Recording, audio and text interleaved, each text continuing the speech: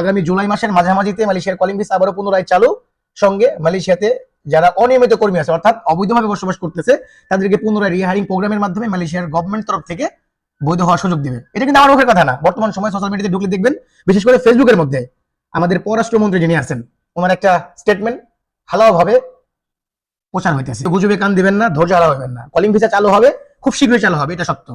তবে আজকাল পরশু বা অমুক দিন মেডিকেল চালু হইতেছে, এখনো কিন্তু ক্লিয়ার হয় নাই। ইতিবাচক সাড়া পাওয়া বা আশ্বাস পাওয়া, এই দুইটা আপনি যদি কলিং ভিসার সাথে বা অবৈধ প্রবাসীদের বৈধ হওয়ার সুযোগ দিয়েই দিল এর সাথে মিল করেন, তাহলে কিন্তু আপনি বোকার স্বর্গে বাস করতেছেন। একটা দেশের প্রাইম মিনিস্টার যখন আরেকটা দেশের প্রাইম মিনিস্টারের সাথে বসলে কূটনৈতিক আলোচনার মাধ্যমে অনেক বিষয়গুলো উঠে আসে। তার মধ্যে অন্যতম মালয়েশিয়ার শ্রমবাজারটা নতুন করে খোলা, অবৈধ প্রবাসীদের বৈধ হওয়ার সুযোগ।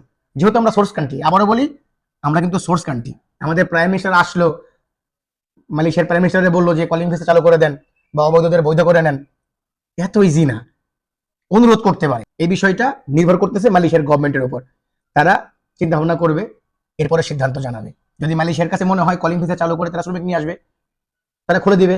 তারা যদি মনে করে অবৈধ প্রবাসীদের বৈধ হওয়ার সুযোগ দিবে, তারা রিহায়ারিং প্রোগ্রাম চালু করবে। পত্রিকার নিউজ দেখার আগে, বিশেষ করে যদি ভিডিও না হয়, ছবি দিয়া তারা ক্যাপশন লিখছে, অর্ধেক লিখছে অর্ধেক লেখে নাই, কমেন্ট বক্সে যাবেন, তারা লিঙ্ক দিয়ে দেয়।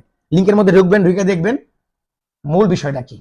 আভাস পাওয়া আর ওপেন হয়ে যাওয়া বিষয়টা এক না। যতক্ষণ পর্যন্ত মালয়েশিয়া প্লাস বাংলাদেশের তরফ থেকে অফিসিয়ালি ঘোষণা না আসতেছে, ততদিন পর্যন্ত কারোর সাথে অগ্রিম টাকা পাসপোর্ট লেনদেন করবেন না, হোক মালয়েশিয়াতে বৈধ হওয়ার জন্য বা বাংলাদেশে মালয়েশিয়াতে আসার জন্য। আশা করি বোঝাইতে পারছি। ফেসবুকের পোস্ট, ইউটিউবের পোস্ট, টিকটকের পোস্ট দেখা চিলে কান নিয়ে গেছে, কানে হাত না দিয়া চিলের পিছিয়ে দৌড় দিয়েন না।